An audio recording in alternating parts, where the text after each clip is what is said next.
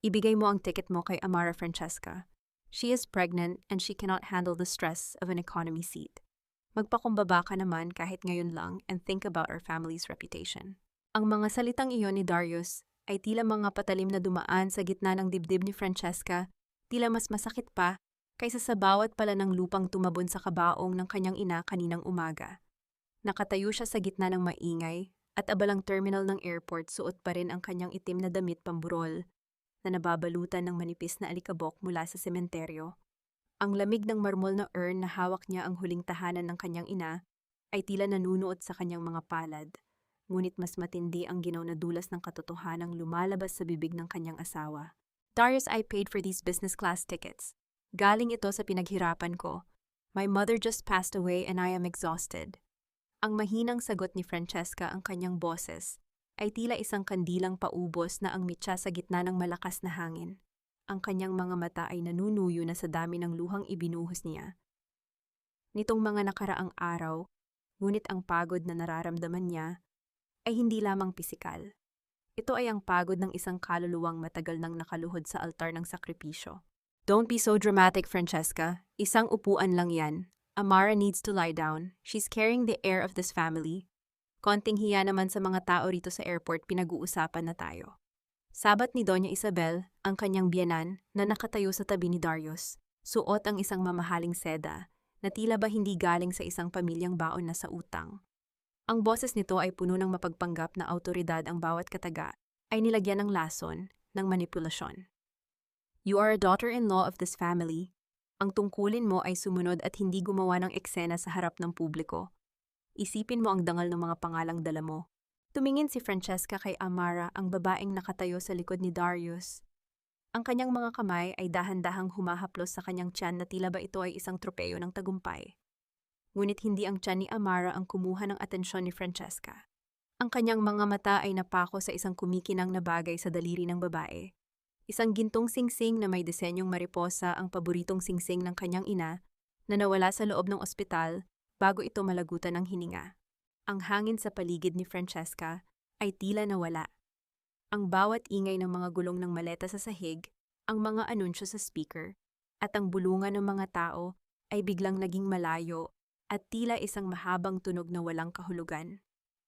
Ang kanyang puso ay tumibok ng napakabigat, bawat pintig ay tila isang martilyo na nagpapadurog sa kanyang natitirang lakas. Ang mundo ay tila umiikot ng dahan-dahan at ang tanging malinaw sa kanya ay ang mapanuyang ngiti sa mga labi ni Amara at ang malamig na titig ng kanyang asawa. Is that my mother's ring, Amara? How did you get that? Ang tanong ni Francesca, ang kanyang tinig ay nanginginig sa pagitan ng pait at matinding galit na tila isang bulkang nagbabantang sumabog. Agad na itinago ni Amara ang kanyang kamay sa likod ni Darius, habang si Doña Isabel naman ay mabilis na humarang. Huwag mong ibahin ang usapan, Francesca, binigay iyan ni Darius sa kanya dahil kailangan niya ng pampalakas ng loob para sa bata. Napakaliit na bagay niyan kumpara sa lahat ng itinulong namin sa iyo noong wala ka pang anuman. Now give the ticket to the agent and let's get this over with. Nakakahiya ka. Dahan-dahang ibinaba ni Francesca ang kanyang paningin sa urn na hawak niya. Naalala niya ang bilin ng kanyang ina bago ito pumanaw na ang tunay na ginto ay hindi nasusukat sa kinang kundi sa tibay ng kalooban sa gitna ng apoy. Pinanood niya si Darius na kinuha ang kanyang boarding pass mula sa counter nang hindi man lamang siya tinitingnan sa mata, tila ba isa lamang siyang balakid na kailangang itabi. Ang kanyang asawa, ang lalaking pinangakuan niya ng katapatan, ay mas pinili ang kalinhawaan ng isang kasinungalingan kaysa sa pagdadalamhati ng kanyang tunay na katuwang. Tumalikod ang tatlo, naglalakad palayo, patungo sa boarding gate na puno ng pagmamalaki, habang si Francesca ay naiwang nakatayo sa gitna ng malawak na terminal, isang itim na tuldok sa gitna ng makulay at masayang mundo. Ang kanyang mga paa ay tila nakabaon sa semento, hindi makagalaw, hindi makahinga. Sa bawat hakbang na palayo ni Darius, nararamdaman ni Francesca ang bawat hibla ng kanyang pag-ibig na napuputol, nag-iiwan ng isang mahapdi at bukas na sugat. Huminga siya ng malalim, ang amoy ng mga bulaklak sa libing na tila nakakapit pa rin sa kanyang buhok ay humahalo sa amoy ng jet fuel at usok ng airport.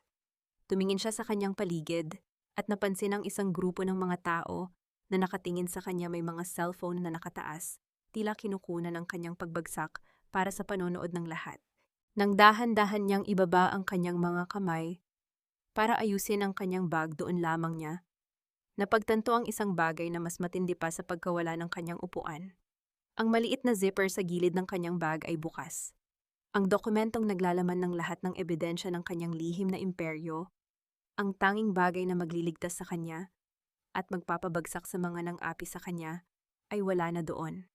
At kasabay nito ang kanyang suot na mamahaling sapatos, na iniwan niya sandali sa tabi para ayusin ang kanyang urn, ay nawala rin iniwan siyang nakayapak sa malamig na sahig ng airport.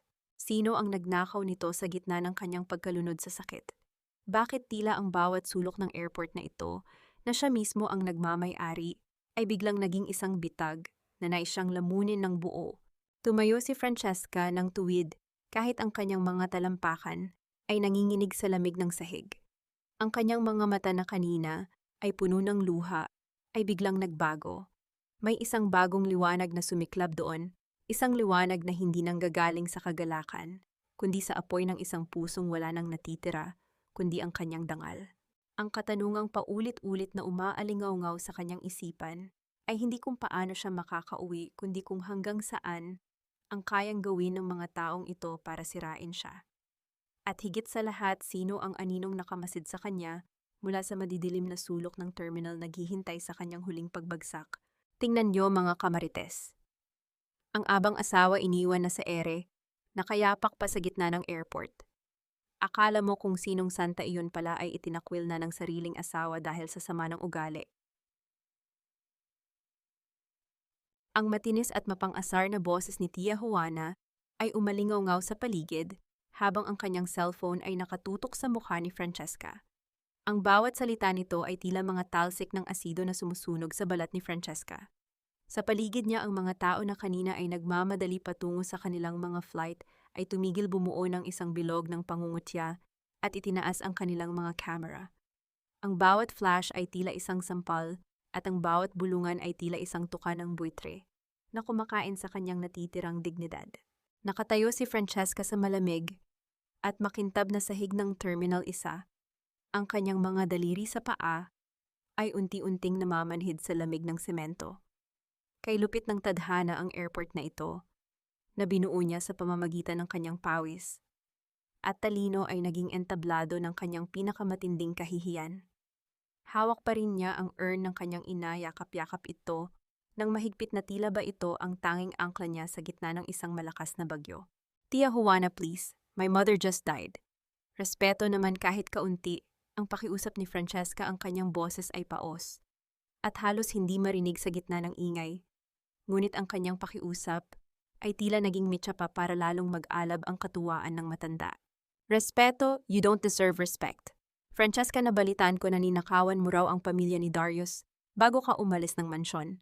Isang oportunista ka talaga. You married into royalty only to bleed them dry. Ang sigaw ni Juana habang dahan-dahang lumalapit sa kanya ang dalawang security guard na may matitigas na mukha. Sa isang sandali, naramdaman ni Francesca na tila nawalan siya ng saplot sa harap ng lahat.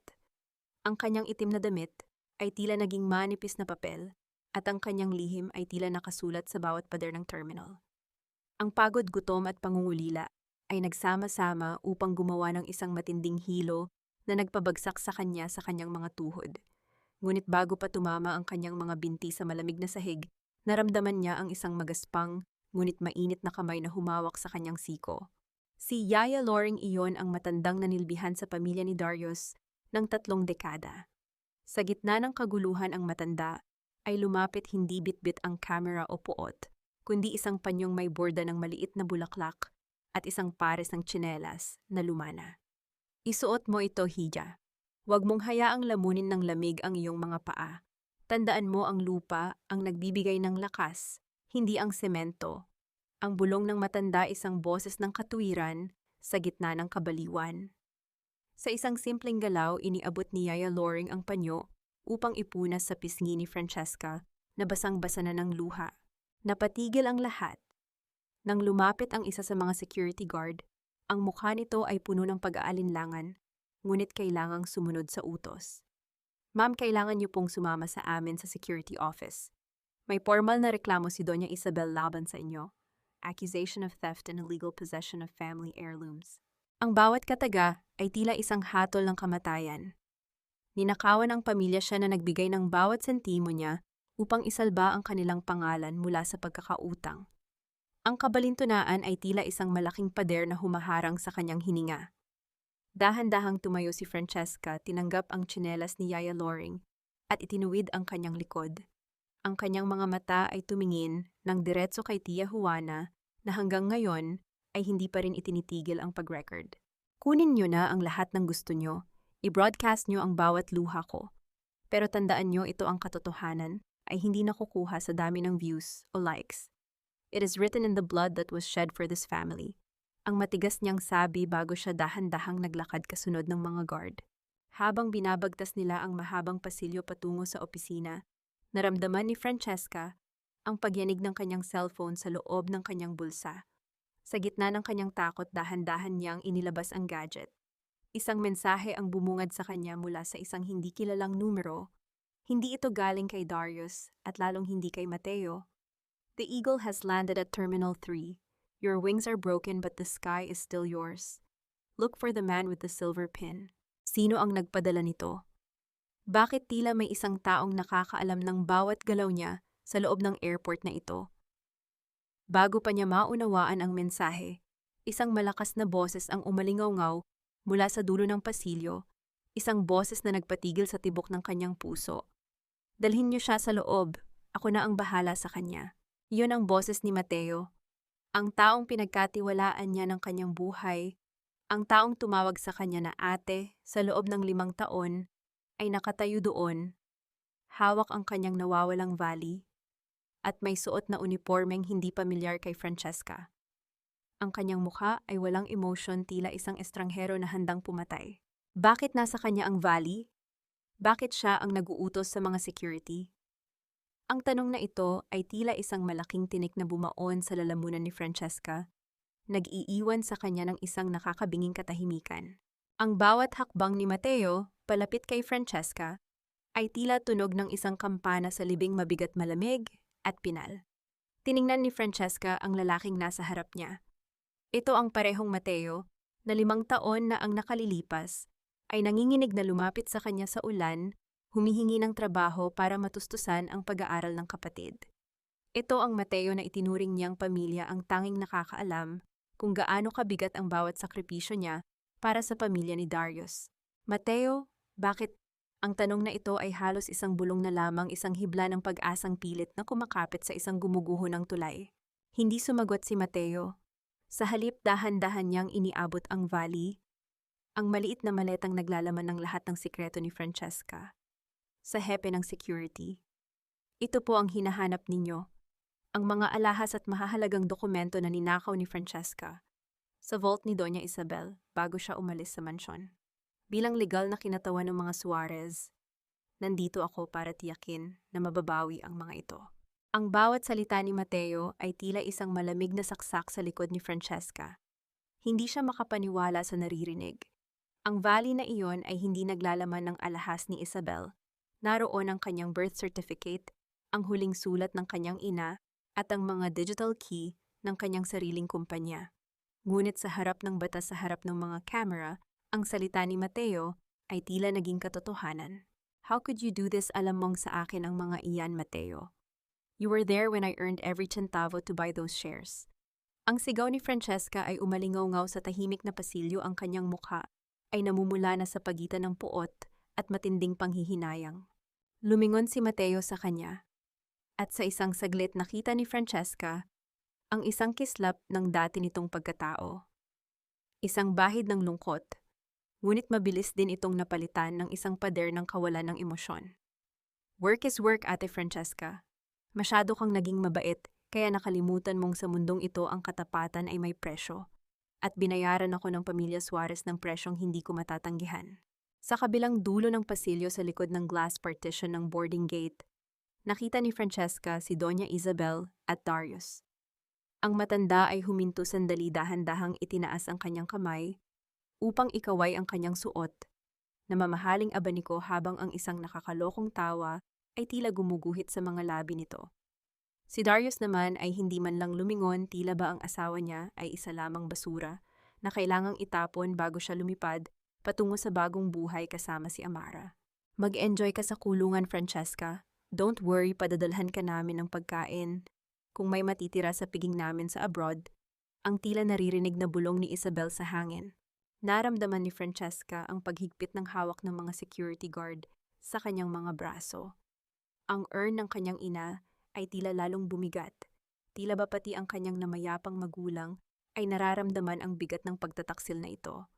Ang kanyang mga mata ay nanlabo, hindi dahil sa luha, kundi dahil sa matinding hilo ng kawalang pag-asa. Ngunit sa gitna ng kanyang pagbagsak, napansin niya ang isang maliit na detalye. Ang dulo ng sapatos ni Mateo ay may bahid ng putik, isang uri ng putik na tanging sa sementeryo lamang matatagpuan kung saan inilibing ang kanyang ina kanina. Bakit pumunta si Mateo sa sementeryo? Bago pa siya makapagsalita, biglang nagdilim ang paligid. Ang mga maliliwanag na ilaw ng terminal ay sabay-sabay na kumislap at namatay. Isang nakakabinging katahimikan ang bumalot sa buong airport na sinundan ng dahan-dahang paghinto ng lahat ng makinarya.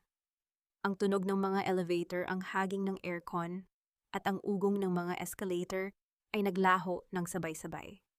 What's happening? Why is the power out? Ang nag-aalalang tanong ng isang guard. Sa gitna ng kadiliman, naramdaman ni Francesca ang isang mabilis na pagdampi ng papel sa kanyang palad. Isang maliit na piraso ng papel na isiningit ni Mateo bago ito umatras sa dilim. The system is breathing for you now. Ang tila isang multong bulong na narinig ni Francesca sa kanyang tabi. Sino ang may gawa nito? Isang kabiguan ba ito ng kuryente? O isang senyas na ang kanyang imperyo ay nagsisimula na ring lumaban kahit wala siya sa timon? Sa gitna ng dilim, habang ang mga tao ay nagsisimulang magpanik, ang katanungan ni Francesca ay hindi na tungkol sa kanyang kaligtasan, kundi tungkol sa tunay na katapatan ni Mateo. Isa nga ba itong halik ni Judas? O isang mas malalim at mapanganib na plano at antimhar? Huwag kang malikot, Francesca. Mas ligtas ka sa loob ng mga anino kaysa sa ilalim ng ilaw ng mga Suarez. Ang bot na iyon ay hindi kay Mateo at lalong hindi sa mga guard na kanina ay humahawak sa kanya. Ito ay isang boses na kasing lalim ng gabi at kasing lamig ng bakal. Sa gitna ng pulang liwanag ng emergency lights na kumikislap sa kisame ng terminal, naramdaman ni Francesca ang isang malakas na bisig na umakbay sa kanya at mabilis siyang hinila patungo sa isang pinto na nakatago sa likod ng malaking advertisement board. Pumasok sila sa isang silid na hindi mo aakalaing matatagpuan sa loob ng isang maingay na airport. Tahimik dito, nababalutan ng makapal na carpet at amoy mamahaling tabako at lumang libro. Dahan-dahang binitiwan ni Francesca ang kanyang urn sa ibabaw ng isang velvet na upuan, ang kanyang mga kamay ay nanginginig pa rin. Sa harap niya nakatayo ang isang lalaki na tila ba nanggaling sa ibang mundo. Mataas ang tindig nito, suot ang isang itim na polo na hapit sa kanyang katawan, at sa kanyang kwelyo ay kumikinang ang isang silver pin na may hugis ng pakpak ng agila. Sino ka? Bakit mo ako dinala rito? Ang tanong ni Francesca habang pilit na itinatago ang takot sa likod ng kanyang matapang na titig. Ang kanyang mga paa na hanggang ngayon ay suot ang lumang tsinelas ni Yaya Loring ay tila isang malaking insulto sa karangyaan ng silid na iyon. Ang lalaki ay dahan-dahang lumapit sa bintana na nakaharap sa tarmac ng airport. Mula rito makikita ang eroplano ni Darius na nakatigil sa gitna ng runway dahil sa pagkawala ng kuryente. Lumingon siya kay Francesca at doon nakita ng babae ang isang mukha na tila inukit mula sa bato, matigas, gwapo, ngunit may mga matang tila may dalang sariling bagyo. Ang pangalan ko ay Alejandro at ikaw, Francesca, ay ang babaeng nagmamay-ari ng lahat ng lupang kinatatayuan ko ngayon, ngunit hindi mo man lang kayang iligtas ang sarili mo mula sa isang matandang babaeng ang tanging alam ay manira ng buhay. Ang sabi nito, ang bawat salita ay may halong pangungutya, ngunit may kasamang kakaibang respeto. Napatigil si Francesca. Alam mo kung sino ako. Dahan-dahang itinaas ni Alejandro ang kanyang kamay at doon napansin ni Francesca ang isang pilat na tumatawid sa kanyang palad. Isang pilat na tila pamilyar, katulad ng pilat na naikwento ng kanyang ama tungkol sa isang batang lalaki na muntik nang malunod sa ulan maraming taon na ang nakalilipas. I know everything, Francesca. I know about the accounts you hid. I know about your mother's secret will. And I know that Mateo is not the traitor you think he is. Ang dagdag ni Alejandro habang naglalakad palapit sa kanya. But you have to understand one thing. Tutulungan kita pero kailangan ko ang iyong pangalan. I need the power that comes with the wife of a Suarez to burn the Suarez empire to the ground. Naramdaman ni Francesca ang isang kakaibang kilabot. Ang lalaking ito ay hindi isang tagapagligtas na ipinadala ng langit. Siya ay isang mandaragit na naghihintay ng tamang pagkakataon. Bakit mo ito ginagawa? Anong galit mo sa kanila? Ang tanong ni Francesca, ang kanyang boses, ay nanginginig sa pagitan ng pag-asa at pagdududa. Huminto si Alejandro sa harap niya sapat na para maamoy ni Francesca ang kanyang pabango na amoy ulan at kahoy. Tumingin siya ng diretso sa mga mata ni Francesca at sa isang saglit ang pader ng kawalan ng emosyon ay gumuho. May isang matinding sakit doon, isang sakit na katulad ng nararamdaman ni Francesca sa tuwing naaalala niya ang kanyang ina. Hindi lang ikaw ang biktima ni Doña Isabel, Francesca. Ako ang kanyang unang pagkakamali. Ako ang anak na itinago niya sa dilim dahil lamang sa hindi ako galing sa isang maharlikang dugo. Ako ang kanyang unang pinatay sa pamamagitan ng pagkalimot.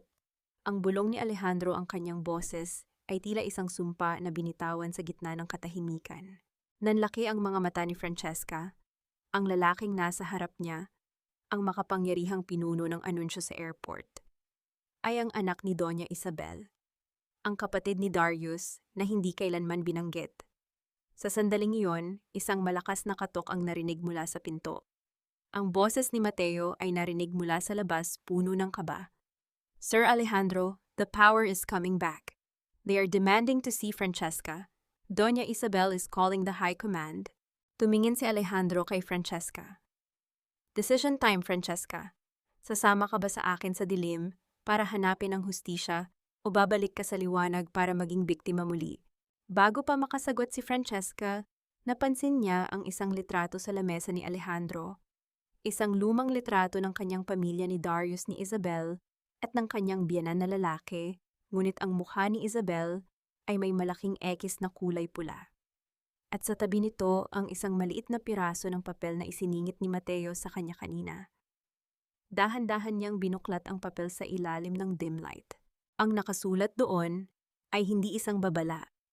Ito ay isang pangalan, ang pangalan ng tunay na may-ari ng airport. And hindi ito ang pangalan ni Francesca. Sino ang tunay na kalaban sa silid na ito? Ang lalaking nag-aalok ng tulong o ang aninong nakamasid sa likod ng pinto?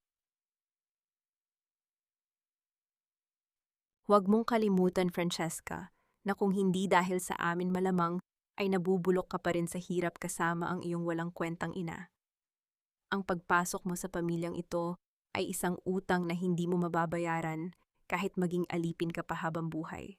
Ang tinig ni Doña Isabel sa kabilang linya ng telepono ay tila isang matalas na karayom na paulit-ulit na itinutusok sa mga sugat ni Francesca. Habang nakatayo si Francesca sa loob ng madilim na silid ni Alejandro, naririnig niya ang marangyang ingay sa background ng kinaroroonan ng matanda, ang kalansing ng mga kristal na baso, at ang mahinhing tawa ni Amara. Doon sa VIP lounge kung saan ang hangin ay amoy mamahaling pabango, nagdiriwang ang mga lobo sa pag-aakalang napatay na nila ang kanilang biktima. Maging ang kamatayan ng iyong ina ay isang abala sa aming schedule. Pagpapatuloy ni Isabel, ang bawat salita ay nilagyan ng puot at kawalang hiyaan. Kaya huwag kang magtataka kung bakit kinuha ni Darius ang mga alahas na itinago mo. Pambayad iyon sa lahat ng kahihiyang idinulot mo sa amin ngayong araw. Ituturing na lang namin itong huling aboy para sa iyong ina. Napapikit si Francesca ng mariin ang kanyang mga daliri, ay humigpit sa hawakan ng urn, na tila ba doon niya kinukuha ang huling lakas upang hindi tuluyang bumigay ang kanyang mga tuhod. Ang mga alahas na iyon, ang tanging alaala ng kanyang lola, na balak sana niyang itago para sa kanyang magiging anak, ay kinuha ng sarili niyang asawa para lamang itaya sa sugal at pambili ng mga luho ng kanyang kabit. Gaslighting ang bulong ni Francesca sa kanyang sarili, isang salitang madalas niyang mabasa, ngunit ngayon ay malinaw na nararamdaman. Ginagawa siyang masama ni Isabel upang pagtakpan ang sarili nilang kasalanan. Ang pamilya Suarez ay mga dalubhasa sa pagbaluktot ng katotohanan hanggang sa ang biktima na mismo ang maniwala na siya ang may sala. "You're nothing but a curse to this family, Francesca." Ang huling hirit ni Isabel bago nito pinatayan ng tawag ang kanyang menugang. Ibinaba ni Francesca ang cellphone sa ibabaw ng lamesa ni Alejandro. Ang kanyang puso ay tumitibok ng mabilis, tila isang ibon na pilit kumakawala sa isang masikip na hawla. Tumingin siya sa kanyang paligid at nakita ang isang janitress na dahan-dahang nagpupunas ng sahig malapit sa pinto. Tumigil ang matanda tumingin ng sandali kay Francesca at sa isang mabilis na galaw ay nag-iwan ito ng isang maliit na susi sa ibabaw ng tray ng kape bago mabilis na lumayo. Ito ang susi sa control room ng terminal, isa-isang silid na tanging ang pinakamataas na opisyal lamang ang nakakapasok. Isang sulyap ng pag-asa ang dumaan sa mga mata ni Francesca. Sa gitna ng bagyong ito, hindi lahat ay kalaban. Ang mga maliliit na tao na binaliwala ng mga Suarez, ang siya palang magiging tulay niya patungo sa kalayaan. Dahan-dahan siyang lumapit sa monitor na nagpapakita ng live feed mula sa boarding gate. Ang kanyang paningin ay nanlabo nang makita niya ang isang pamilyar na imahe. Si Amara, ang babaeng sumira sa kanyang tahanan, ay nakatayo doon habang masayang nakikipag-usap kay Darius. Ngunit hindi ang kanilang kalandian ang nagpadugo sa puso ni Francesca. Suot ni Amara ang isang kulay asul na gown na gawa sa mamahaling sutla, ang gown na buwan-buwan na pinag-ipunan at maingat na ipinatahi ni Francesca para sa kanilang ika-10 anibersaryo ni Darius sa susunod na linggo. Ang bawat tahi niyon ay simbolo ng kanyang pag-asa na maayos pa ang kanilang relasyon, bawat butil ng kristal ay simbolo ng kanyang mga pangarap. Ngayon suot ito ng ibang babae na baboy ng ibang balat, habang siya ay nakasuot ng lumang tsinelas at damit pamburol. Ang sakit na nararamdaman ni Francesca ay hindi na lamang basta luha. Ito ay isang uri ng pait na nanunuot sa buto, isang lamig na hindi kayang painitin ng kahit anong kumot. Ang kanyang ala-ala ay bumalik sa mga gabing mag-isa, siyang nagtatahi umaasang sa bawat tusok ng karayom ay madudugtong niya ang naghihiwalay nilang mundo ni Darius. Isang lason sa loob ng isang magandang bote, ang bulong ni Francesca habang nakatitig sa monitor. "Ninakaw niyo ang lahat sa akin. Maging ang aking mga pangarap ginawa ninyong basahan." Tumingin siya kay Alejandro na kanina pa nakamasid sa kanya mula sa madilim na sulok ng silid. "Alejandro, buksan mo ang speaker sa buong airport. Gusto kong marinig nila ang boses ng isang babaeng wala nang mawawala." Ngunit bago pa makagalaw si Alejandro, isang malakas na ingay ng pagkabasag ang narinig mula sa monitor. Si Doña Isabel ay galit na itinulak ang isang waiter, dahilan upang matapon ang alak sa gown ni Amara. Sa gitna ng kaguluhan, isang security alert ang biglang umaling-aungaw sa buong terminal. "Attention all personnel, code red at the VIP lounge. An unauthorized person has accessed the Suarez Heritage Fund." Ang mga mata ni Francesca ay nanlaki. Hindi siya ang gumawa niyon, hindi rin si Alejandro. Sino ang nangahas na galawin ang pera ng mga Suarez sa gitna ng lockdown na ito? At bakit tila ang bawat camera sa airport ay dahan-dahang humaharap? Sa kinaroroonan ni Francesca, tila ba may isang hindi nakikitang kamay na nagtuturo sa kanya bilang pangunahing suspek sa isang krimeng hindi niya pa nagagawatan. Ang bawat luhang pumapatak mula sa iyong mga mata ay hindi tanda ng kahinaan, Francesca. Ito ay ang paglilinis ng iyong paningin upang makita mo ang mundong pilit nilang itinatago sa iyo. Ang boses ng kanyang ina, si Catalina, ay tila isang malumanay na hanging humahaplos sa pandinig ni Francesca habang nakatitig siya sa kanyang sariling refleksyon sa salamin ng banyo ng silid ni Alejandro. Ang kanyang mukha ay maputla, ang kanyang mga mata ay namumugto at ang kanyang mga labi ay nanginginig sa pagitan ng pait at matinding pagod. Ang bawat patak ng tubig mula sa gripo ay tila isang mabagal na pintig ng isang pusong pilit na bumabangon mula sa pagkakahimlay. Kinuha ni Francesca ang urn ng kanyang ina at maingat na inilapag sa tabi ng lababo. Hinaplos niya ang malamig na ibabaw nito at sa isang sandali, tila bumalik ang kanyang gunita sa kanilang maliit na bahay sa probinsya, isang buhay na payak malayo sa laso ng mga Suarez, kung saan ang tanging yaman nila ay ang mga awit ng hele ng kanyang ina tuwing gabi. Naalala niya ang bawat kalyo sa kamay ni Catalina, ang bawat sakripisyong ginawa nito, para lamang makapagtapos siya ng pag-aaral na sa huli ay nauwi lamang sa pagiging alipin ng isang pamilyang walang puso. Naipatawad iwa. Ang bulong ni Francesca ang kanyang boses ay tila isang basag na kristal sa gitna ng katahimikan. Patawad dahil hinayaan kong tapakan nila ang dangal na itinuro niyo sa akin. Patawad dahil naniwala ako na ang pag-ibig ay sapat na para baguhin ang mga demonyo. Dahan-dahan siyang kumuha ng tubig at isinaboy ito sa kanyang mukha. Ang lamig ng tubig ay tila isang gising sa kanyang natutulog na diwa.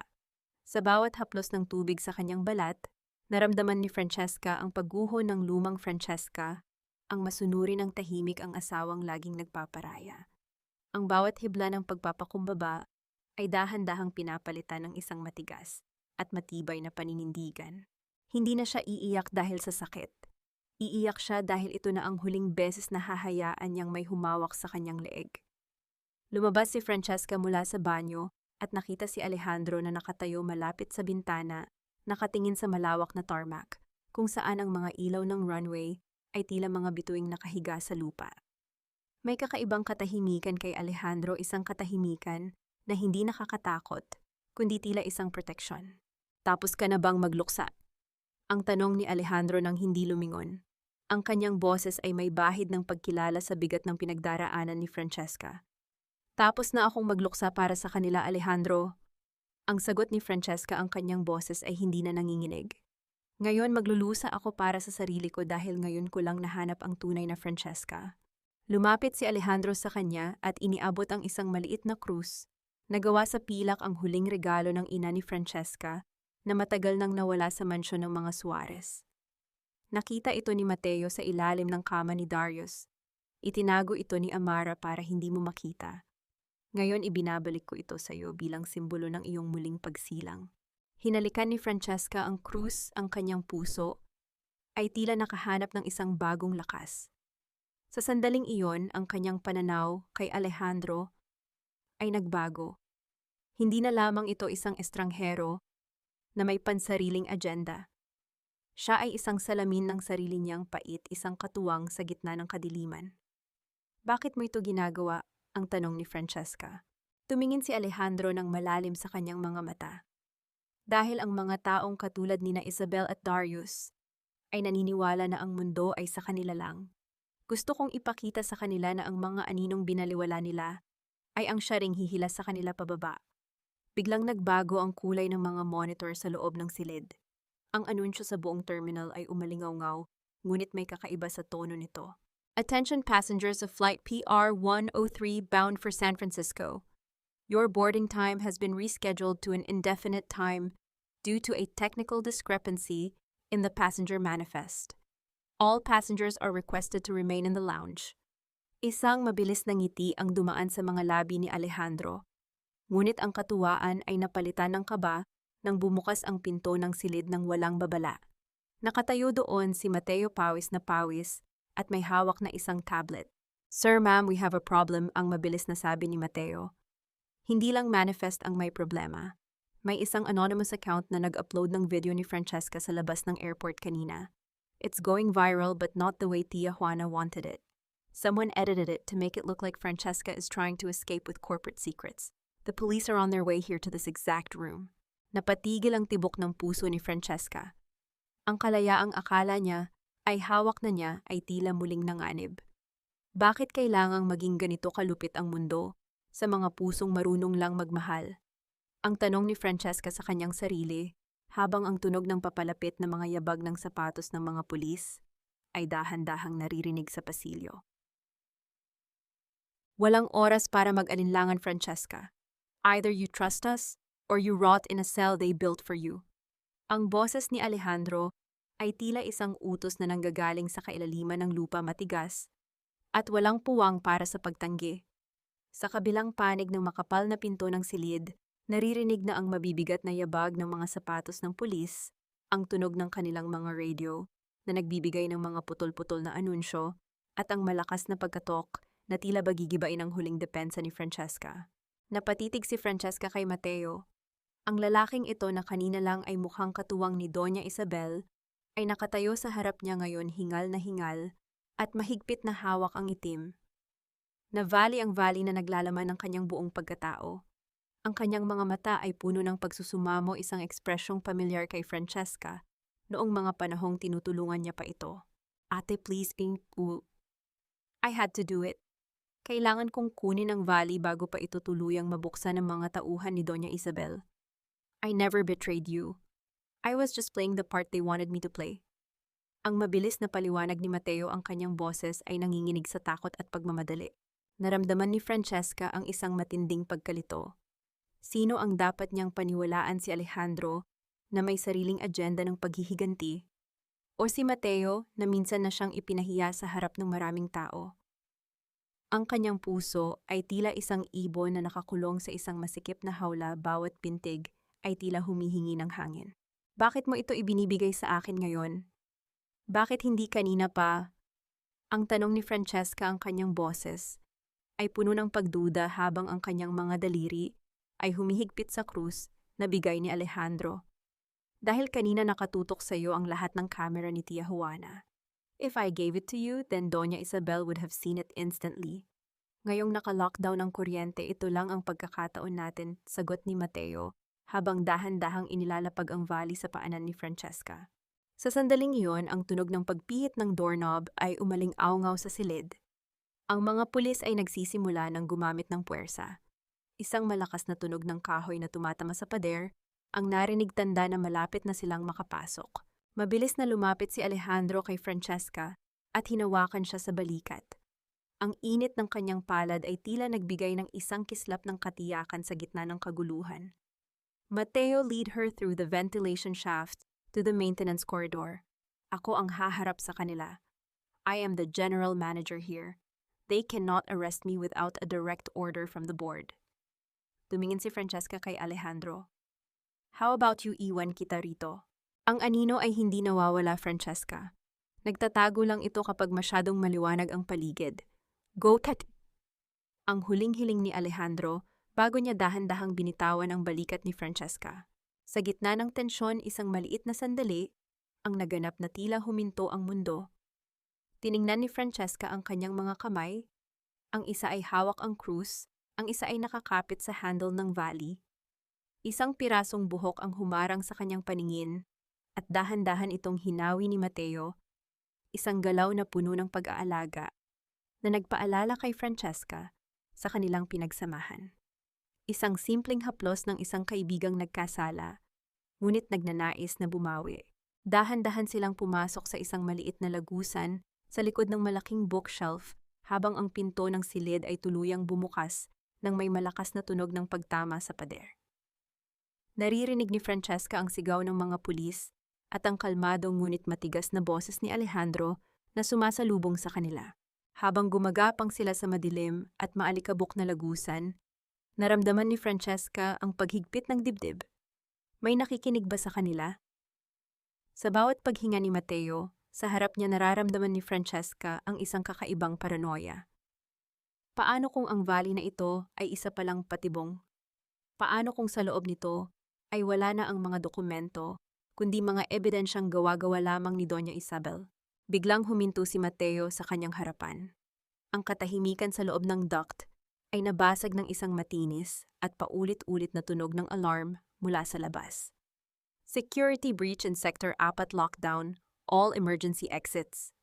Ang boses mula sa anunsyo ay umalingaw-ngaw dahilan upang manginig ang mga bakal na dingding na kanilang kinalalagyan. Ate, we have to move faster. Sector 4 is where we are. Ang bulong ni Mateo, ang kanyang boses, ay puno ng kaba. Tumingin si Francesca sa likuran sa kadilimang pinanggalingan nila. Ang katanungang bumabagabag sa kanya ay hindi na kung makakatakas siya, kundi kung sino ba talaga ang tunay na nagpapatakbo ng larong ito. Ang bawat hakbang nila sa loob ng lagusan ay tila isang sayaw sa pagitan ng buhay at kamatayan. At sa dulo nito, Hindi niya alam kung liwanag ba o mas malalim na kadiliman ang naghihintay. Tingnan niyo ang mukha ng isang magnanakaw. Ito ang babaeng pilit na sumisira sa dangal ng pamilya Suarez. Isang impostora na nagpanggap na asawa, pero ang totoo ay isang ahas na handang manuklaw. Ang matinis na sigaw ni Doña Isabel ay umalingaw-ngaw sa malawak na lobby ng Terminal 1, tila isang lason na mabilis na kumalat sa hangin. Paglabas ni Francesca at Mateo mula sa madilim na maintenance corridor, hindi kalayaan ang sumalubong sa kanila, kundi ang nakakasilaw na liwanag ng mga studio lights at ang dos-dosenang cellphone na nakatutok sa kanila. Sa gitna ng lahat nakatayo si Tia Juana, ang kanyang mukha ay puno ng katuwaan, habang hawak ang kanyang selfie stick, tila isang buitreng nakahanap ng sariwang bangkay. Naramdaman ni Francesca ang panunuyo ng kanyang lalamunan. Ang alikabok mula sa lagusan ay nakakapit pa rin sa kanyang pisngi, ang kanyang damit pamburol ay may mga mantsa ng grasa at ang kanyang mga paa na suot ang lumang tsinelas ay nanginginig sa pagod. Ang bawat flash ng camera ay tila isang pisikal na dagok na nagpapahina sa kanyang tuhod. Ang kahihiyang ito, ang trial by publicity, ay mas masakit pa kaysa sa anumang sampal na natanggap niya sa loob ng mansyon. Darius, itigil mo na ito. Alam mong hindi totoo ang mga paratang niyo. Ang pakiusap ni Francesca, ang kanyang boses ay nanginginig, ngunit pilit niyang pinapanatiling matuwid ang kanyang likod. Lumapit si Darius, ang kanyang mukha ay puno ng peking awa na sadyang ipinapakita para sa mga manonood ng livestream. Umuwi ka na, Francesca. Magmakaawa ka kay Mama. Baka sakaling patawarin ka pa namin sa pagnanakaw mo sa vault. Huwag mo nang pahirapan ang sarili mo sa harap ng maraming tao. Isipin mo ang hiya na idinudulot mo sa amin. Heya! Ang tawang lumabas sa mga labi ni Francesca ay puno ng pait. Kayo ang nagturo sa akin ng salitang iyan, Darius. Pero ang hiyang nararamdaman ko ngayon ay hindi dahil sa mga camera na ito. Nahihiya ako dahil naging asawa ko ang isang lalaking walang bayag na kailangang magtago sa likod ng saya ng kanyang ina at sa kasinungalingan ng kanyang kabit. Isang malakas na singhap pa ang narinig mula sa mga taong nakapaligid. Ang livestream ni Tia Juana ay biglang dumanas ng pagdagsa ng mga comments. Grabe, ang tapang pala ng asawa. Sino ba talaga ang nagsasabi ng totoo? Naramdaman ni Doña Isabel ang pag-atras ng pabor ng publiko. Mabilis siyang lumingon kay Amara at binigyan ito ng isang makahulugang tingin. Sa isang iglap si Amara ay humawak sa kanyang tiyan, ang kanyang mukha ay namutla at dahan-dahan siyang natumba sa sahig, tila isang pelikulang sadyang idinirehe para sa pinakamasakit na eksena. Ang baby ko, Darius, ang sakit ng tiyan ko. Ang tili ni Amara, ang kanyang boses ay puno ng pighati. Amara, ang sigaw ni Darius habang mabilis na sumasalo sa babae. Lumapit si Doña Isabel kay Francesca, ang kanyang mga mata ay nanlilisik sa galit. Itinuro niya ang kanyang daliri sa mukha ni Francesca, ang kanyang boses ay umabot sa pinakamataas na tono upang masiguro na maririnig ng bawat microphone sa paligid. Ito ba ang gusto mo? Ang pumatay ng inosenteng bata dahil sa selos, pinatay mo na ang nanay mo sa sama ng loob ngayon? Pati ang apo ko ay balak mong kitilin. Naramdaman ni Francesca ang pag-atras ng mga tao sa paligid niya. Ang tingin ng simpatiya kanina ay napalitan ng matinding poot. Wala akong ginagawa sa kanya, hindi ko siya hinawakan. Ang sigaw ni Francesca, ngunit ang kanyang boses ay nalunod sa malakas na iyak ni Amara at sa mga sumbat ni Isabel. Sa gitna ng kaguluhan, isang pulis ang lumapit at hinawakan nang mahigpit ang braso ni Francesca. Ma'am, kailangan niyo na talagang sumama sa amin. This is for your own safety as well. Nagkakagulo na ang mga tao. Bitawan niyo ako. Ang laban ni Francesca, ngunit sa bawat pilit niyang pagkawala, lalong humihigpit ang hawak sa kanya. Tumingin siya kay Mateo, ngunit ang lalaki ay nakayuko lamang, tila hindi makayanan ang bigat ng eksenang kinabibilangan niya. Sa malayo nakita ni Francesca ang monitor ng airport. Isang balita ang biglang lumitaw. Anonymous donor posts bail for Francesca de la Cruz. Legal team arriving at Terminal ISA. Sino ang nag-post ng piyansa? Sino ang gumamit ng kanyang tunay na pangalan, de la Cruz, sa halip na Suarez? Bago pa siya makapag-isip, Isang malakas na tunog ng sirena ng ambulansya ang narinig mula sa labas, kasabay ng pagdating ng isang pangkat ng mga lalaking nakasuit na tila mga sundalong handang sumabak sa giyera. Ngunit ang huling nakita ni Francesca, bago siya tuluyang hilahin ng mga pulis, ay ang mukha ni Doña Isabel. Ang matanda ay hindi na umiiyak. Nakatingin ito ng diretso sa kanya at sa isang mabilis na sandali, isang malademonyong ngiti. Ang gumuhit sa mga labi nito isang ngiting nagsasabing, ang pagkahimatay ni Amara ay simula pa lamang ng kanyang tuluyang pagbagsak. Ano ang mas matimbang? Ang katotohanang hawak ni Francesca sa loob ng valley o ang kasinungalingang sadyang binuo upang litsunin siya sa harap ng buong bansa? Sa bawat hakbang palayo naramdaman ni Francesca na ang tanging paraan upang manalo sa larong ito ay ang maging mas madilim pa sa aninong pilit siyang nilalaman. Bitawan niyo ako. Hindi niyo ako pwedeng hawakan hindi sa loob ng pamamahay ko. Ang boses ni Francesca ay hindi malakas, ngunit ang talim nito ay tila humiwa sa maingay na paligid ng lobby. Ang mga pulis na kanina ay hila-hila siya, ay biglang napatigil ng ang kanilang mga radio, ay sabay-sabay na naglabas ng isang pabalat-balitang utos mula sa High Command. Ang dahan-dahang pagtunog ng static sa radyo ay sinundan ng isang boses na puno ng kaba. Release the subject immediately. The warrant has been rescinded by the chairman of the Aviation Board. Napatulala si Doña Isabel, ang kanyang abaniko ay tumigil sa pagpaypay, habang ang kanyang mga mata ay nanlalaki sa gulat. Chairman, sinong Chairman Darius, anong nangyayari? Hindi nakasagot si Darius. Nakatingin lamang siya kay Francesca na ngayon ay dahan-dahang inaayos ang kanyang gusot na damit pamburol. Sa kabila ng dumi sa kanyang pisngi at ang lumang tsinelas sa kanyang mga paa, may isang kakaibang aura na bumabalot sa kanya, isang kapangyarihang hindi nanggagaling sa pera ng mga Suarez, kundi sa isang katotohanang matagal na niyang itinatago. Dahan-dahang naglakad si Francesca patungo sa gitna ng lobby diretso sa kinaroroonan ng pangunahing elevator na patungo sa executive floor. Ang bawat hakbang niya ay sinusundan ng mga kamera ni Tia Juana at ng nagtatakang tingin ng mga pasahero. Nang makarating siya sa harap ng pinto, hinarang siya ng 2 security detail na bago sa paningin niya. Ma'am, restricted area po ito. Para lamang ito sa Board of Directors. Ang sabi ng isa, ang kamay ay nakalagay sa kanyang sinturon. Hindi nagsalita si Francesca. Dinukot niya ang isang maliit na itim na card mula sa bulsa ng kanyang suot na blazer, ang card na kinuha niya mula sa loob ng vali na ibinigay ni Mateo. Ang dahan-dahang paglapit ng magnetic card sa reader ay sinundan ng isang mahinang tunog ng mekanismong bumubukas at ang paglitaw ng isang kulay berdeng ilaw sa panel. Sa screen ng security monitor, lumitaw ang isang pangalan sa malalaking titik, Chairman at CEO, Francesca de la Cruz. Ang katahimikan sa lobby ay tila naging isang mabigat na kumot. Ang mga guard na kanina ay matikas na nakatayo ay sabay-sabay na yumuko, ang kanilang mga mukha ay puno ng takot at paggalang.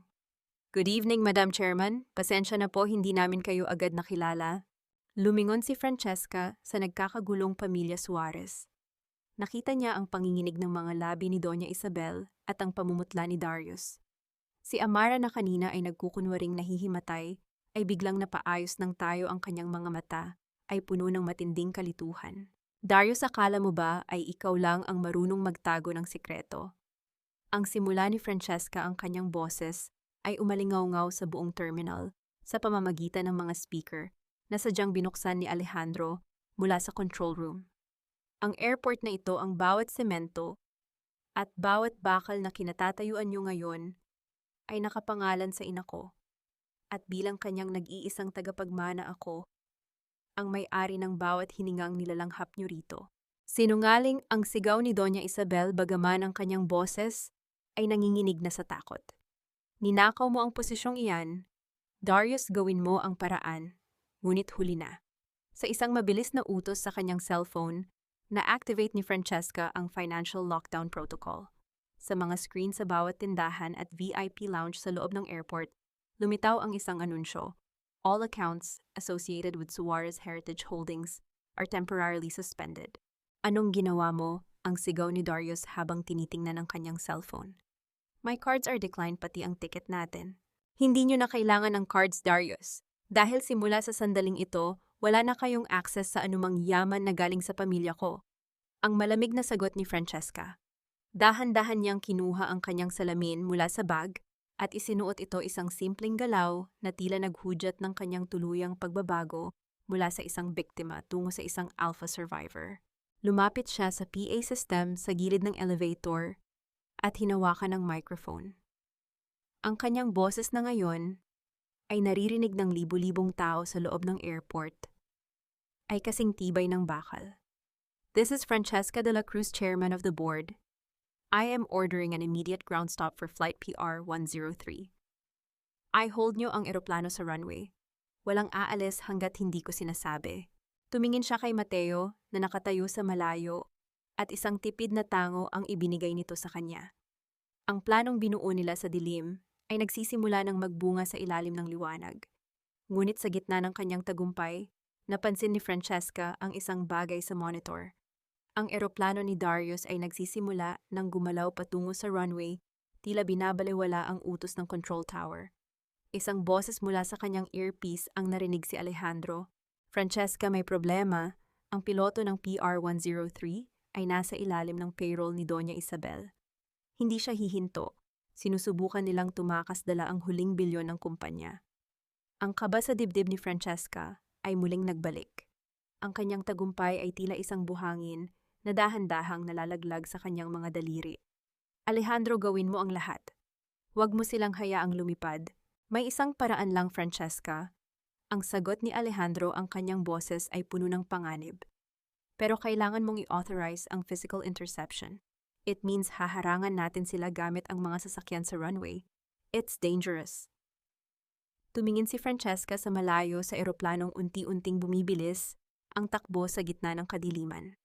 Ang bawat sakripisyo niya, ang bawat luha ng kanyang ina, at ang bawat hapdi ng pagtataksil ay nagtipon-tipon sa isang desisyon. Gawin mo ang matigas niyang utos. Huwag mong hayaang makatakas ang mga magnanakaw sa sarili kong langit. I cancel mo ang takeoff, Captain, ngayon din bago ko tuluyang ipasara ang career mo. Ang sigaw ni Alejandro sa radyo. Ang boses niya ay umalingaw-ngaw sa buong command center habang nakatitig si Francesca sa malaking screen. Ang dambuhalang eroplano, ang Flight PR-103, ay tila isang malaking halimaw na nagpupumiglas sa gitna ng kadiliman ng runway. Ang ugong ng mga makina nito ay tila isang galit na pag-ungol nagbubuga ng mainit na hangin habang pilit na bumibilis sa aspalto. Sa loob niyon, alam ni Francesca na nakaupo ang kanyang asawa at ang kanyang biyenan, yakap ang mga dokumentong ninakaw sa kanya, dala ang huling bilyon na dapat ay para sa pagpapagamot ng kanyang ina. Nay, hindi ko sila hahayaang lumipad, dala ang iyong alaala. Ang bulong ni Francesca, ang kanyang mga daliri, ay nakabaon sa gilid ng console, ang kanyang mga kuko. Ay tila ba gustong bumaon sa bakal. Naramdaman niya ang matinding panginginig ng kanyang buong katawan, hindi dahil sa takot, kundi dahil sa adrenaline na dumadaloy sa kanyang mga ugat. Ang bawat segundo ay tila isang habambuhay na paghihintay. Mula sa malayo, nakita ang mga ilaw ng mga patrol cars at fire trucks na mabilis na humahabol sa eroplano. Ang mga pulang ilaw na kumikislap sa madilim na gabi ay tila mga bituing naghahabulan sa lupa. Sa isang mabilis na maniobra, humarang ang tatlong sasakyan sa dulo ng runway, bumubuo ng isang pader ng bakal na hindi kayang lampasan ng kahit anong piloto. Ang tunog ng mga gulong ng eroplano na pilit humihinto sa mainit na aspalto ay tila isang mahabang iyak ng bakal na naghihingalo, isang matinis na tunog na yumanig sa buong terminal. Dahan-dahang tumigil ang higanting ibon, ilang metro na lamang bago bumangga sa mga sasakyan. Ang mga makina nito ay unti-unting humina hanggang sa muling bumalik ang nakakabinging katahimikan sa paligid ng airport. The bird is trapped, Francesca. It's time to bring them down. Ang malamig na sabi ni Alejandro habang iniabot kay Francesca ang isang bulletproof vest. Sumakay si Francesca sa isang itim na SUV kasama si Alejandro at si Mateo. Pagdating nila sa paanan ng eroplano, ang hagdan ay dahan-dahang ibinaba ng mga ground crew. Ang hangin sa labas ay amoy sunog na goma at jet fuel, isang amoy na habambuhay nang tatatak sa gunita ni Francesca bilang amoy ng kanyang tagumpay. Pag-akyat niya sa loob ng cabin, ang unang sumalubong sa kanya ay ang mukha ni Darius na puno ng pawis at matinding takot.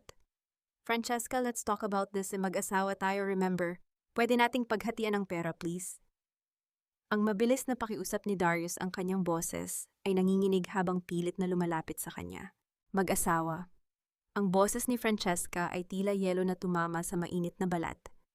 Nakalimutan mo na ba ang sinabi mo kanina sa terminal, na isa lamang akong anino, na kailangan kong magpakumbaba para sa dangal ng pamilya niyo?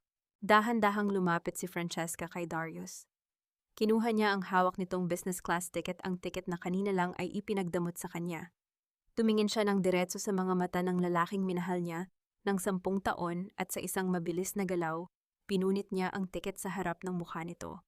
Ang bawat piraso ng papel na nalaglag sa sahig ay tila ang huling hibla ng kanilang relasyon na tuluyan ng naglaho. Hindi ka karapat-dapat sa langit ko, Darius. At lalong hindi ka karapat-dapat sa pangalang De La Cruz. Ang matigas na sabi ni Francesca.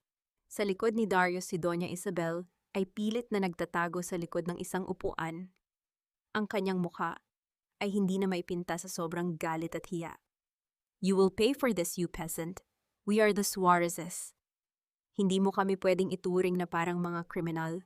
Madam Cayo ang nagturo sa akin na ang bawat pagkakamali ay may kabayaran, ang sagot ni Francesca habang tumatango sa mga pulis na nasa likuran niya. And today the bill has arrived. Dinala ng mga pulis si Darius at Doña Isabel palabas ng eroplano sa ilalim ng nakakasilaw na ilaw ng mga kamera na kanina pa naghihintay sa labas. Ngunit habang tinitingnan ni Francesca ang pagbagsak ng kanyang mga kaaway, napansin niya ang isang bakanteng upuan sa tabi ni Darius. Ang upuan kung saan dapat nakaupo si Amara. Alejandro, nasaan si Amara? Ang tanong ni Francesca, ang kanyang baba, ay biglang nanginig. Tumingin si Alejandro sa paligid, ang kanyang mga mata ay nanlaki nang mapansin ang isang bukas na emergency exit sa gawing dulo ng eroplano. Isang malamig na hanging gabi ang pumasok sa loob ng cabin, dala ang isang katotohanang hindi pa tapos ang laban. Bago pa man makasagot si Alejandro, isang matigas na bagay ang tumama sa likod ni Francesca, isang malamig na bakal na nakadiin sa kanyang baywang. Hindi si Darius, hindi si Isabel. Huwag kang lilingon, Madam Chairman. Ang bulong ng isang boses na hindi pamilyar kay Francesca. Kung gusto mong makitang muli ang urn ng nanay mo, sasama ka sa akin nang walang ingay. Huwag kang malikot, Madam Chairman. Isang maling galaw mo lang at ang abo ng nanay mo ay magiging bahagi na ng usok dito sa runway. Ang boses na iyon ay galing sa isang lalaking nakauniforme ng airport security, isang mukhang hindi pamilyar, isang aninong sadyang itinago sa gitna ng kaguluhan. Naramdaman ni Francesca ang malamig at matigas na dulo ng baril na nakabaon sa kanyang likuran sapat na, upang maramdaman niya ang bawat pintig ng sarili niyang puso na tila gustong kumawala sa kanyang dibdib. Sa loob ng marangyang cabin ng eroplano kung saan kanina lang ay ninanamnam niya ang tamis ng paghihiganti, ang hangin ay biglang naging kasing pait ng kamatayan. Lumingon si Alejandro, ang kanyang mukha ay hindi nagpakita ng gulat, kundi isang uri ng pinal na pagtanggap. Dahan-dahan niyang ibinaba ang kanyang sariling armas, ang kanyang mga mata ay nananatiling nakatitig sa lalaking humahawak kay Francesca. Ibigay mo ang urn sa kanya, Alejandro. Huwag mong idamay ang nanay ko. Ang sigaw ni Francesca, ang kanyang boses, ay nanginginig sa pagitan ng takot at matinding galit. Ang kanyang mga kamay na kanina ay matikas na nakahawak sa kanyang bag, ay dahan-dahang itinaas ang kanyang mga daliri, ay nanginginig sa lamig ng aircon ng eroplano. Francesca, look at me, ang malamig na utos ni Alejandro. Ang akala mo ba ay natapos na ang lahat ng maaresto si Darius? Ang pamilya Suarez ay isang puno na maraming ugat. At ang hawak mo ngayon, ang katotohanang ikaw ang may-ari ng lupang ito, yan ang pinakamalaking banta sa lahat. Dahan-dahang lumapit si Alejandro, hindi para iligtas si Francesca, kundi para kumuha ng isang itim na folder mula sa mesa. Naging katulad ka na rin ni Doña Isabel, Alejandro. Ang bulong ni Francesca, ang bawat salita ay may halong pait. Ginamit mo ako. Ginamit mo ang galit ko para makuha ang gusto mo. Hindi, Francesca. Ginagamit ko ang pagkakataon para itama ang mali. Ang sagot ni Alejandro habang dahan-dahang naglalakad palapit sa lalaking may baril. Ibigay mo ang urn sa akin. Ang kailangan niyo lang ay ang lagda ni Francesca sa transfer papers, hindi ang kanyang buhay. Sa gitna ng tensyon, biglang bumukas ang pinto ng cockpit. Lumabas si Mateo, hindi bitbit ang katapatan, kundi ang isang tablet na nagpapakita ng isang live document. Ate Francesca, I'm sorry, they have my sister. Kailangan mong pirmahan ito. It's the only way to save everyone. Naramdaman ni Francesca ang pagguho ng kanyang buong mundo. Ang bawat tao na inakala niyang kakampi ay may kani-kaniyang tali na humihila sa kanila sa dilim. Tumingin siya sa bintana ng eroplano sa malayo, ay nakita niya ang urn ng kanyang ina na hawak ng isa pang lalaki sa labas ng runway tila isang laro, na ang taya ay ang huling alaala ng kanyang pagkatao. If I sign this, what happens to me? Ang tanong ni Francesca. Ang kanyang boses ay tila isang malamig na hangin na dumadaan sa gitna ng mga patay. You go free, Francesca, pero mawawala ang airport. Mawawala ang yaman. Babalik ka sa kung ano ka noon, isang babaeng walang anuman. Ang sagot ni Alejandro, ang kanyang mga mata, ay may bahid ng pagsisisi na tila ba huli na ang lahat. Huminga ng malalim si Francesca. Ang kanyang mga mata ay nagtagpo sa krus. Nasuot niya ang huling regalo ng kanyang ina. Naalala niya ang bawat haplos, bawat turo ng dangal. Ang dangal ay hindi nasusukat sa yaman, kundi sa kung paano mo ito ipinaglalaban. Ang tila bulong ng kanyang ina sa kanyang pandinig. Sa isang mabilis na galaw, hindi ang panulat ang kinuha ni Francesca. Sinunggaban niya ang kamay ng lalaking may baril at buong lakas na itinulak ito patungo sa pader ng cabin. Ang tunog ng bakal na tumatama sa plastic at ang sigaw ng gulat ng lalaki ay yumanig sa loob ng eroplano. Huwag mong susubukan, ang sigaw ni Francesca habang mabilis na lumalayo. Ngunit bago pa siya makalabas, isang malakas na tunog ng pagkakasara ng pinto ng eroplano ang narinig. Ang mekanismo ay nakalock mula sa labas. Francesca, stay down, ang sigaw ni Alejandro habang sinasangga ang lalaki. Sa gitna ng kaguluhan, isang liwanag mula sa isang tablet ni Mateo ang kumuha ng atensyon ni Francesca. Isang huling liham mula sa kanyang ina ang naka-attach sa isang email na sadyang ngayon lang nag-send. Ang nakasulat doon ay hindi tungkol sa yaman, kundi tungkol sa tunay na pagkatao ni Alejandro. Ang bawat lihim ay may katapusan, Alejandro. Bakit hindi mo sinabi sa akin ang totoo? Ang tanong ni Francesca habang nakatayo sa gitna ng nagkakagulong cabin, ng kanyang mga mata ay nakatitig sa lalaking tila ba may dalang sariling impyerno. Ano ang nakasulat sa liham na iyon na nagpabago sa tingin ni Francesca kay Alejandro? At sino ang babaeng nakaitim na kanina pa nakamasid mula sa ground, hawak ang urn, na tila ba ito ay isang sanggol, pambabehan? Huwag mo akong hawakan. Hindi nyo alam kung sino ang kinakalaban nyo. Ako si Doña Isabel Suarez. Ang bawat isa sa inyo ay mawawala ng trabaho bago sumikat ang araw. Ang matinis na tili ni Doña Isabel ay umalingaw-ngaw sa malawak na lobby ng Terminal 1 habang kinaladkad siya ng dalawang babaeng pulis. Ang kanyang mamahaling seda na damit ay lukot-lukot na at ang kanyang ayos na buhok ay tila pugad na ng ibon sa gulo. Sa likod niya, si Darius ay nakayuko, ang mga posas sa kanyang mga kamay ay kumakalansing sa bawat hakbang, tila isang mabigat na kadena ng kahihiyang hindi niya na muling matatakasan. Sa itaas ng mezzanine, nakatayo si Francesca. Malamig ang kanyang titig habang pinapanood ang pagbagsak ng mga taong 10 taon na nagpahirap sa kanya. Sa tabi niya si Alejandro ay nananatiling tahimik, ang kanyang mukha ay nababalutan ng isang uri ng kapayapaang ngayon lang niya nakamit.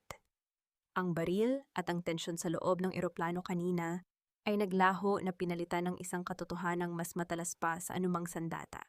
Ang email mula sa kanyang ina, ang huling mensaheng binasa ni Francesca, ay nagsiwalat na si Catalina at ang tunay na ina ni Alejandro ay matalik na magkaibigan. Iniligtas ni Catalina ang buhay ni Alejandro noong sanggol pa ito mula sa kalupitan ni Isabel. Hindi kalaban si Alejandro, siya ang huling proteksyong iniwan ni Catalina para sa kanyang anak. Justice is a dish best served under the glare of 1,000 cameras, isn't it? Ang bulong ni Alejandro habang itinuturo ang grupo ng mga reporter na nakapaligid sa mga Suarez. Doon sa gitna ng lobby, si Tia Juana ay patuloy sa kanyang live stream, ngunit ang tono ng kanyang boses ay nagbago na. Mga kamarites live na live, ang pamilya Suarez huling-huli sa akto. At heto pa ang mas matindi. Biglang lumabas mula sa anino ang babaeng nakaitim na kanina pa nakamasid. Dahan-dahan niyang ibinaba ang kanyang talukbong at doon lumantad ang mukha ni Amara. Ngunit wala na ang kanyang mapagpanggap na sakit sa tiyan. Wala na ang kanyang pagiging biktima. Ang kanyang mukha ay puno ng takot habang hinahabol siya ng mga medical personnel ng airport. Bitawan niyo ako, wala akong ginagawang masama, ang sigaw ni Amara. Ngunit sa gitna ng pagpupumiglas niya, ang kanyang suot na maluwag na damit ay nahila ng isang security guard.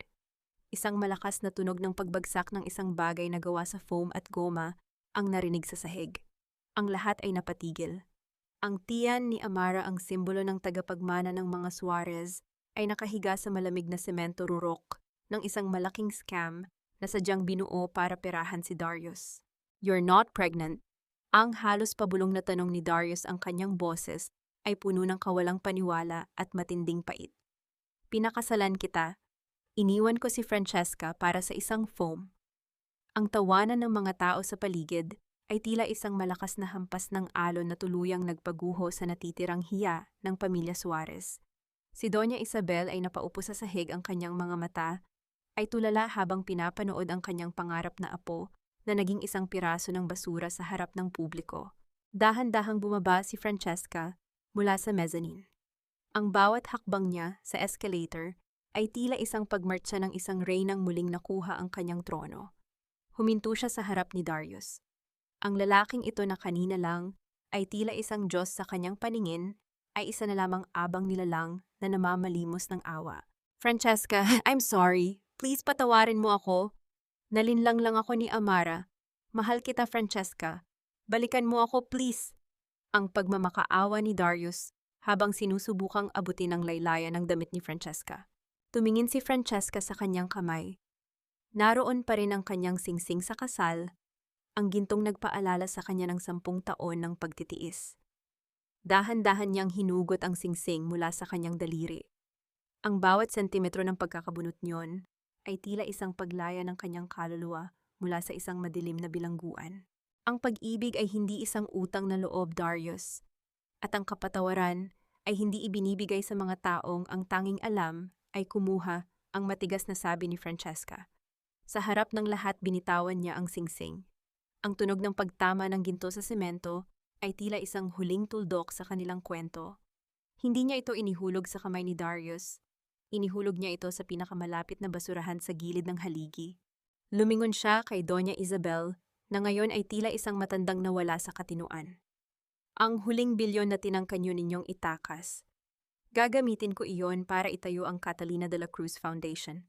Sisiguraduhin ko na wala nang babaeng kailangang dumanas ng impyernong ibinigay niyo sa akin. Madam Chairman, the urn is safe." Ang boses ni Mateo mula sa likuran. Iniabot niya ang urn ng ina ni Francesca. Ang bawat haplos niya rito ay puno ng paggalang at pagsisisi. "Ibinigay ito sa akin ng babaeng nakaitim.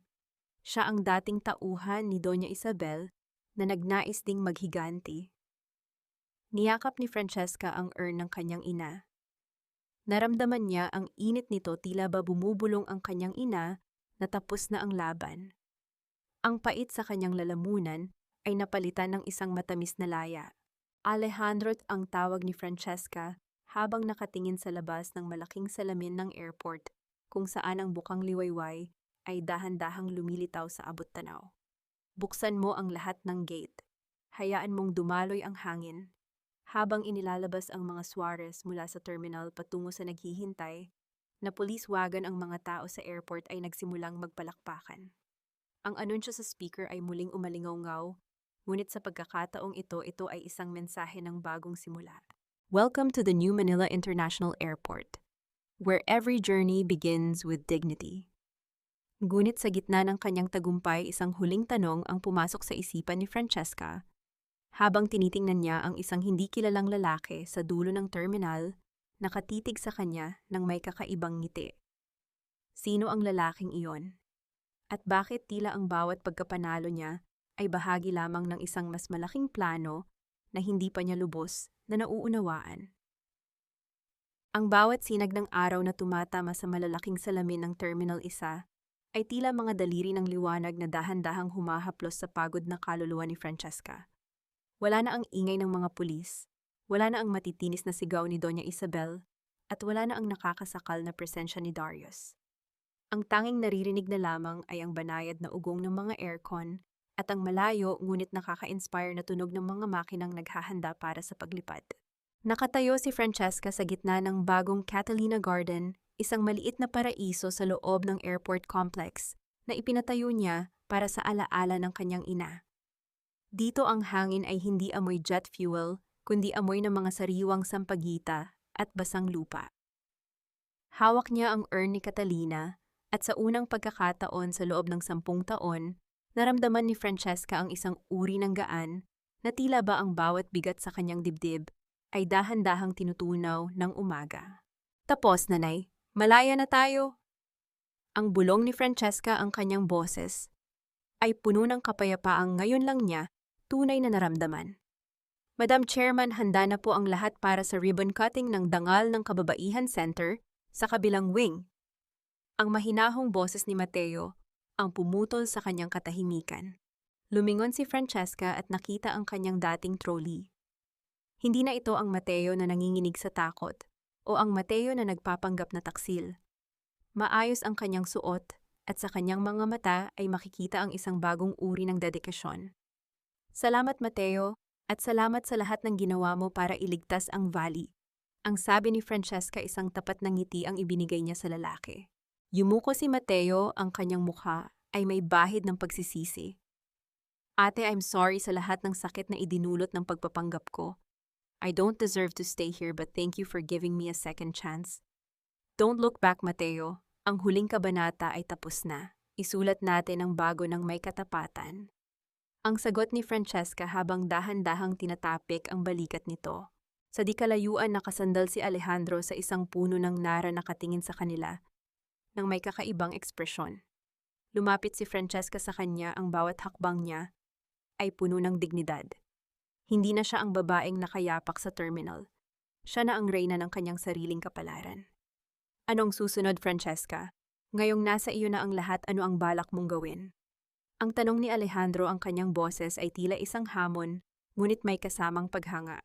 Tumingin si Francesca sa malawak na asul na langit, kung saan isang eroplano ang dahan-dahang bumubuo ng isang puting guhit. Gusto ko lang ng katahimikan, Alejandro. Gusto kong patunayan na ang tagumpay ay hindi nasusukat sa kung gaano karami ang napabagsak mo, kundi sa kung gaano karaming buhay ang nagawa mong itayo mula sa pagkakabasag.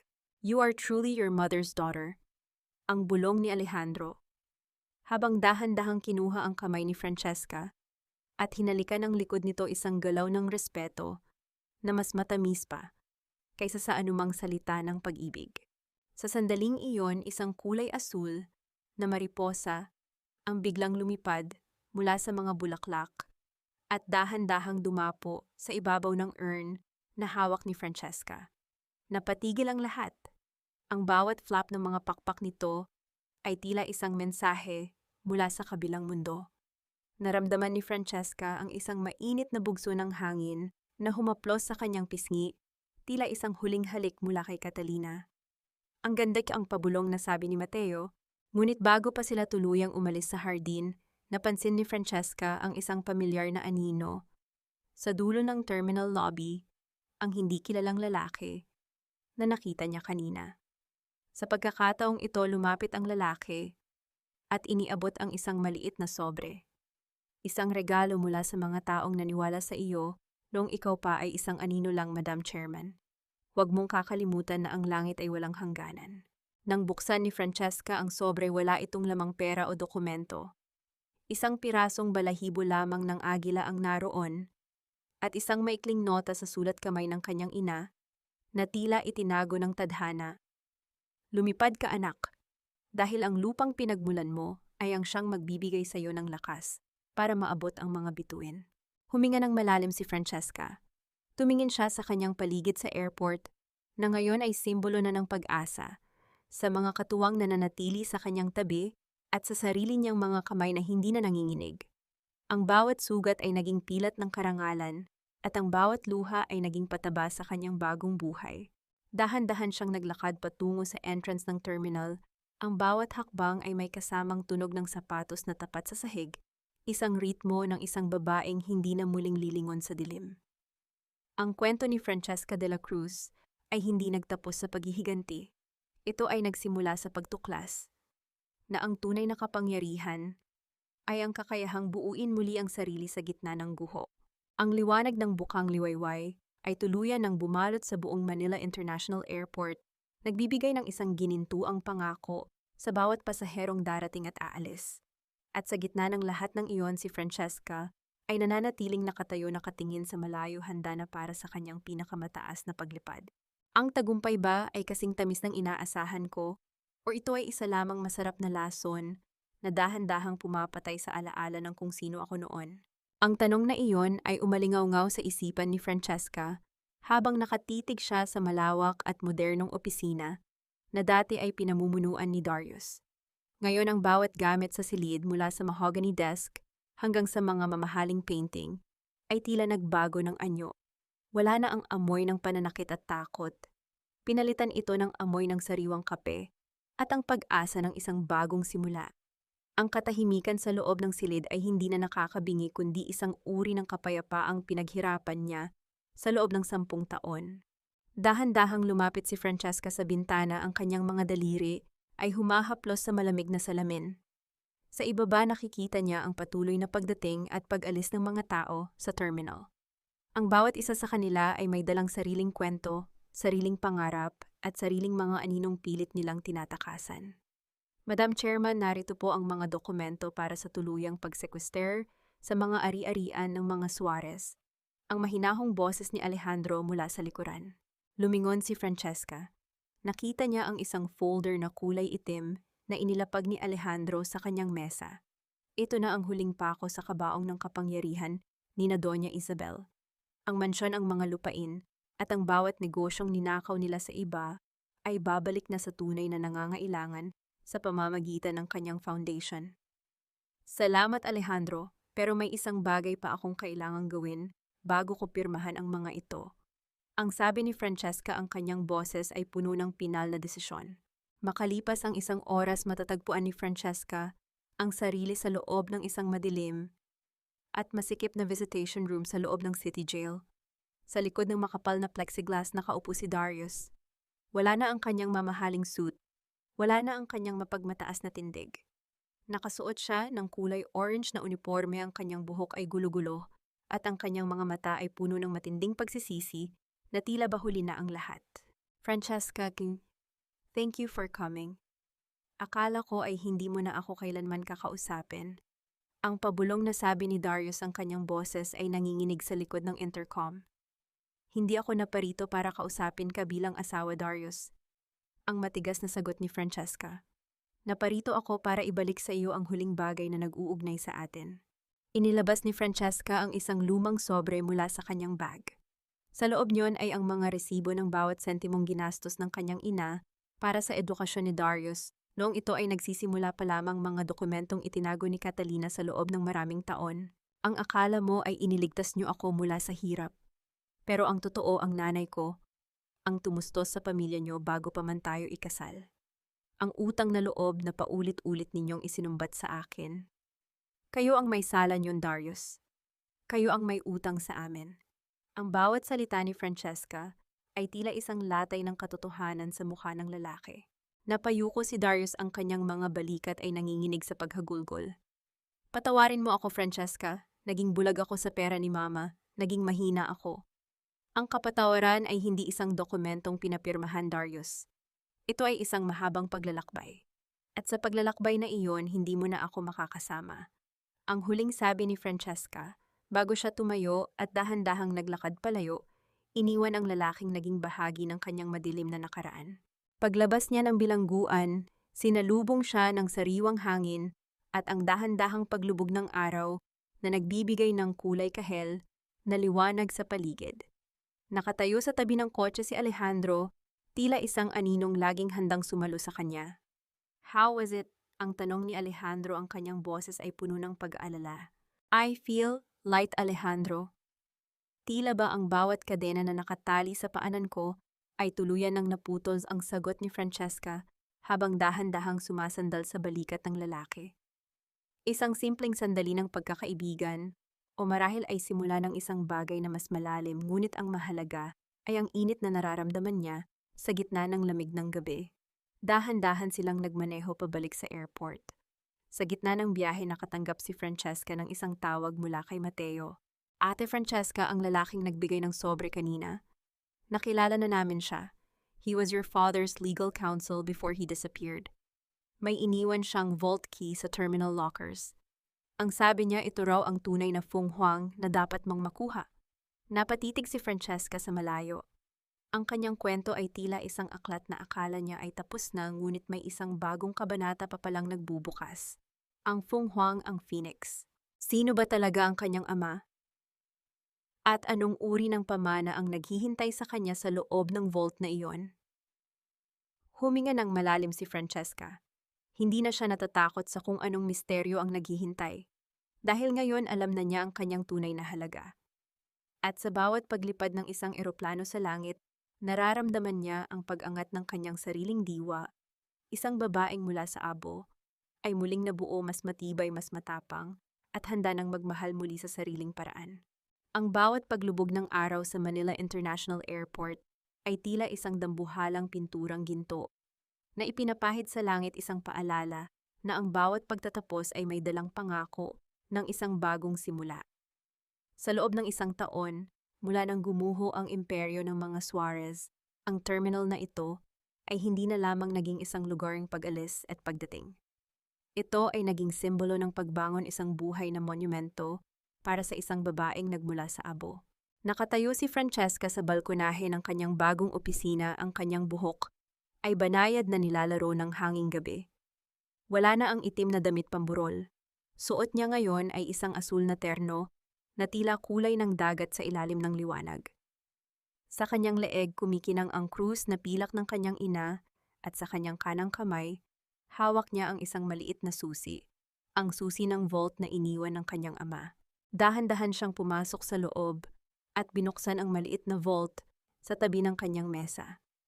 Sa loob niyon, hindi ginto o mamahaling bato ang bumungad sa kanya. Isang lumang album ng mga larawan, isang journal na puno ng mga tula, at isang dokumento ng pagkilala sa kanya bilang tunay na anak. Ang Fung Huang or Phoenix na tinutukoy ng kanyang ama ay hindi material na yaman, kundi ang katotohanang siya ay bunga ng isang wagas na pag-ibig, hindi ng isang transaction. Naramdaman ni Francesca ang pag-init ng kanyang mga mata, ngunit sa pagkakataong ito ang mga luhang pumatak ay hindi na dahil sa sakit. Ito ay ang dahan-dahang pagtunaw ng huling yelo ng pag-aalinlangan sa kanyang puso. Hindi ka na nag-iisa, Francesca. Ang mahinahong boses ni Alejandro mula sa kanyang likuran. Dahan-dahang lumapit si Alejandro at tumayo sa tabi niya. Nang hindi nagsasalita, kinuha nito ang kanyang kaliwang kamay at marahan itong pinisil, isang tahimik na pangako na hindi na muling bibitaw. Sa simpleng pagdampi ng kanilang mga palad, naramdaman ni Francesca ang isang uri ng kilig na hindi nagmumula sa pagmamadali, kundi sa isang matanda at matibay na pagtitiwala. Isang slow burn na pag-ibig na dahan-dahang binuo ng panahon at pagsubok. Dahan-dahang isinandal ni Francesca ang kanyang ulo sa balikat ni Alejandro. Ang amoy ng pabango nito na tila ulan at sariwang kahoy ay nagbigay sa kanya ng pakiramdam ng isang tunay na tahanan. Wala silang sinasabi, sapat na ang init ng presensya ng isa't isa habang pinapanood ang mga ilaw ng runway na isa-isang nagliliwanag sa dilim. Napatawad mo na ba sila, Francesca? Ang tanong ni Alejandro, ang kanyang boses ay tila isang haplos sa katahimikan. Huminga ng malalim si Francesca, ang kanyang paningin ay nakatuon sa malayo. Ang pagpapatawad ay hindi para sa kanila, Alejandro. Ito ay para sa sarili ko. Pinatawad ko na ang sarili ko sa pananatili ng matagal sa isang lugar na hindi ako pinapahalagahan. Ang galit ay isang mabigat na bagahe, at sa paglalakbay na ito, pinili ko ang magaan na puso.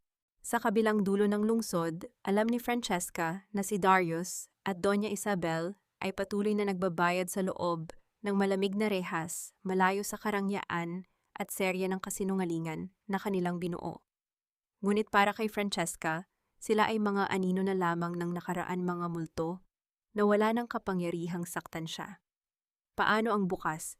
Ang muling tanong ni Alejandro habang dahan-dahang iniaayos ang isang takas na hibla ng buhok sa mukha ni Francesca. Ang bukas ay isang blankong pahina, Alejandro, at sa pagkakataong ito ako na ang may hawak ng panulat. Ang sagot ni Francesca habang dahan-dahang lumingon at ngumiti ng tapat sa lalaki. Sa huling sandali, muling lumipad ang isang kulay asul na mariposa sa tapat ng bintana, tila isang huling paalam at pagbati mula kay Catalina. Ang bawat flap ng pakpak nito ay tila nagsasabing ang hustisya ay nakamit na, ang kapayapaan ay nahanap na, at ang pag-ibig ay muling namumukadkad sa isang pusong akala ay patay na. Dahan-dahang isinara ni Francesca ang vault at pinatay ang mga ilaw ng kanyang opisina. Habang naglalakad sila ni Alejandro, palabas magkahawak kamay at may matibay na hakbang ang Manila International Airport, ay nagpatuloy sa kanyang ritmo.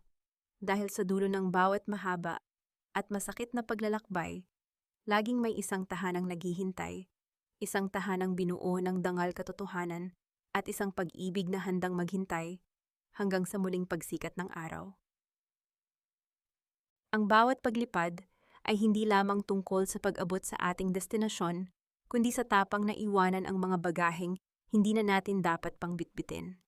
Sa huli natagpuan ni Francesca ang kanyang tunay na langit, isang kalawakang hindi na kailanman mababahiran ng anino ng mga Suarez. Mga mahal kong tagapakinig, maraming salamat sa inyong matiyagang pagsama sa akin hanggang sa huling hantungan ng mahabang paglalakbay na ito. Habang binuo ko ang bawat kabanata ng buhay ni Francesca, hindi ko mapigilang mapaluha at makaramdam ng matinding kirot, lalo na sa bahaging pinunit ni Darius ang tiket ni Francesca at ipinahiya siya sa gitna ng airport habang hawak ang urn ng kanyang ina. Alam ko sa aking puso na ang sakit na iyon ay hindi lamang basta katang-isip. Marami sa atin ang nakaranas na ng ganitong uri ng pagtataksil at kawalang respeto sa loob ng ating sariling mga tahanan.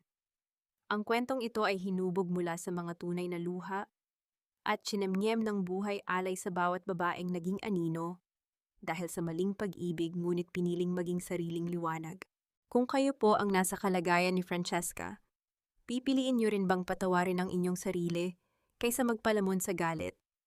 Naniniwala ba kayo na sapat na ang karma na sinapit ni Darius at Doña Isabel? O nararapat pa sa kanila ang mas matinding paghihiganti? Nais ko ring marinig ang inyong tinig. Nasaan po kayo ngayon habang pinakikinggan ang huling bahagi ng kwentong ito? Baka kayo ay nagluluto ng hapunan para sa pamilya nagpapahinga pagkatapos ng mahabang trabaho. O baka naman ay nasa biyahe pa uwi. Ano man ang inyong ginagawa, sana ay nahanap nyo ang kapayapaan at lakas sa gitna ng inyong pagod. Huwag po kayong mag-atubiling magkomento at ibahagi ang inyong sariling karanasan o saloobin. Dito ang inyong boses ay mahalaga at laging may handang makinig. Huwag nyo rin pong kalimutang i-like at i-share ang ating kwento upang mas marami pa tayong pusong mapagaling at mapukaw ang pag-asa. Naway maging matapang kayong lumipad patungo sa inyong sariling pangarap, gaya ng isang mariposa na mula sa pagkakulong ay natutong bumukadkad. Hanggang sa muli nating pagkikita sa susunod na kwento. Manatiling malakas, marangal at mapayapa. Pamagat ng kwento ang Fung Huang ng Paliparan. Ang paglipad ni Francesca de la Cruz Laruay, ang lahat ng mga tauhan at sitwasyon sa kwentong ito ay likhang isip lamang na nilikha para sa layuning panlibang at magbigay ng positibong mensahe.